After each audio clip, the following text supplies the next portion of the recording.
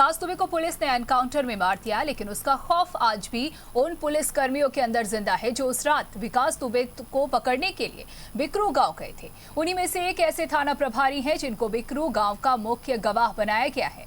उन्होंने बताया कि रात में जब विकास दुबे के गांव में जब पुलिस दबिश देने गई थी तो विकास दुबे और उसके साथियों ने पुलिस पर किस तरह से गोलियों की बौछार की थी। आइए जानते हैं बिठूर थाना प्रभारी कौशलेंद्र की जुबानी बिकरू की कहानी। विकास दुबे को तो इन पुलिस ने एनकाउंटर में मार गिराया, लेकिन विकास दुबे का आतंक उन पुलिस कर्मियों के दिल में आज भी जिंदा है जो बिकरू गांव में विकास दुबे को पकड़ने गए थे।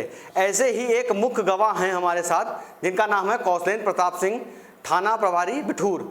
आइए इनसे बात करते हैं कि उस रात क्या घटना घटी और किस तरह से विकास दुबे ने अपने साथियों के साथ मिलकर पुलिस कर्मियों को मौत के घाट उतारा था।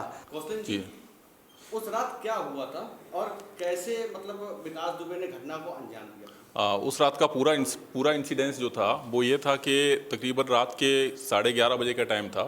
मैं यहीं अपने हमराइयों के साथ में यहीं क्षेत्र पे था। उसी दौरान जो है वहाँ के चौबेपुर थाने के थानाध्यक्ष द्वारा जो है मुझे फ़ोन करके बताया गया कि एक दबिश में जाना है, तो उस दबिश में जो है वो आप आ जाइए अपने यहाँ से मैक्सिमम फोर्स लेकर के।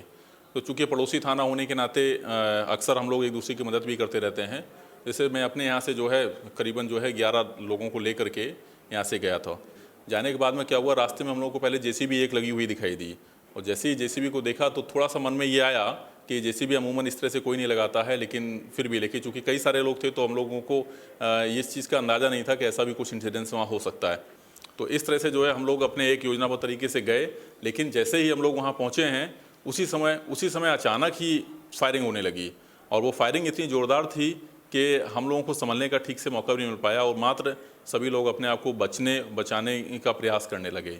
जैसे ही लोगों ने अपनी जगह पे थोड़ा सा ये देखा कि हाँ अब वो सेफ़ हैं, तो जवाबी फायरिंग की गई, लेकिन उस फायरिंग में चूँकि वो लोग ऊपर थे तो इस वजह से हमारी गोलियों से शायद वो लोग इंजर्ड नहीं हो पाए, लेकिन हमारे जो हैं 8 साथी वहाँ पे मारे गए।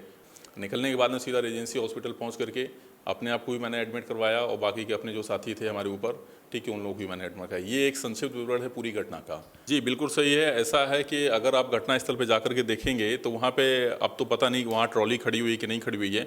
बाथरूम के जस्ट पास में ही करीबन 20-25 कदम की दूरी पर जो है एक ट्रॉली खड़ी हुई थी, ट्रैक्टर ट्रॉली। हम लोगों ने अपनी जान जो है उस ट्रॉली के पीछे छिप करके बचाई थी, और वहीं से हम लोग कवर फायर भी किए थे।